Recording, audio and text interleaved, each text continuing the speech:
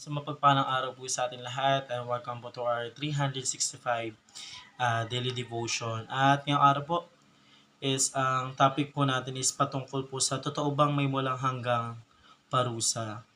So para po sa ating concept po, annihilationism, kung saan po dito po is napupunta po yung mga tao mga kasalanan po, kung saan sila po yung pinaparusahan. Ito po yung tinatawag po nating impyerno po. So, sabi po dito sa concept po natin, the teaching that after death, unbelievers suffer the penalty of God's worth of a time, and them are annihilated or destroyed so that they no longer exist. Some form of this teaching hold that annihilations occurs immediately upon death. So, po yung sinasabi po sa concept po natin. So, para naman po sa ating Bible verse po, ito po yung matatagpuan po sa Matthew 25 verse 25 chapter 41 at ito po ang sabi po sa English. Then he will say to those on his left, depart from me, you who are cursed into the eternal life prepared for the devil and his angels. At ito naman po ang sabi sa Tagalog. Sasabihin naman niya sa mga nasa kaliwa, lumayo kayo sa harapan ko, kayong mga isinumpa. Doon kayo sa apoy na di namamatay, na hinihanda para sa diablo at sa kanyang mga kampon. So sinasabi po dito sa ating Bible verse po, nakaseparate po yung mga tao mga kasalanan po kung saan po sila pinaparusahan po doon sa kadagat-dagatang apoy po sa impyerno, kung saan po ipagbabayaran po nila yung mga kasalanan po nila.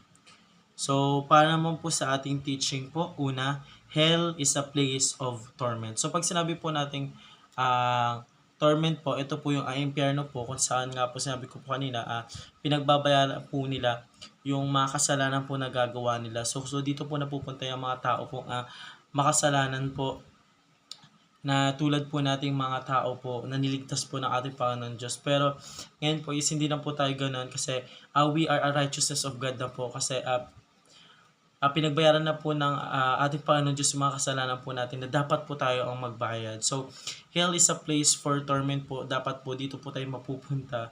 Kaso niligtas nga po tayo ng ating Panginoong Diyos. Binigay niya po yung kanyang sarili po para po malinis po tayong mga anak po ng ating Diyos Ama. So, pangalawang katanungan po, hell is eternal separation from God. So, yung impyerno daw po na walang hanggan is separation from God po.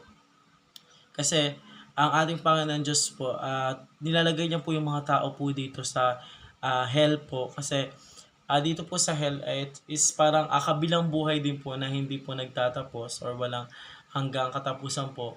But, sa kabaliktaran po, dito po sa hell, sa eternal hell po is binagbabayaran po natin yung makasalanan po natin. Nasusunog po tayo ng walang hanggan po kasi sabi ko nga po kanina, ang eternal hell po is kabilang buhay na kung saan sinusunog po tayong mga nilalang sa mga kasalanan po na nagagawa po natin.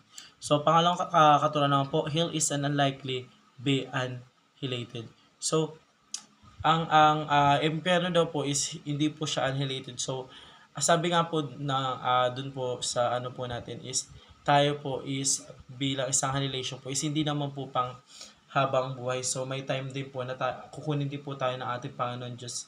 Isi-separate na rin po tayo dun sa pagdating po dun po sa impyerno po na dapat kung saan po tayo mapunta para pagbayaran po yung mga kasalanan po natin ng para po at the end po is maunawaan po natin kung ano po ba talaga dapat yung kailangan po natin gawin as of now po para purihin po ang ating Panginoon Diyos at hindi po tayo mapunta sa impyerno. So, yun lamang po para sa araw na ito. Maraming salamat po sa pakikinig and see you po ulit bukas para po sa ating daily devotion.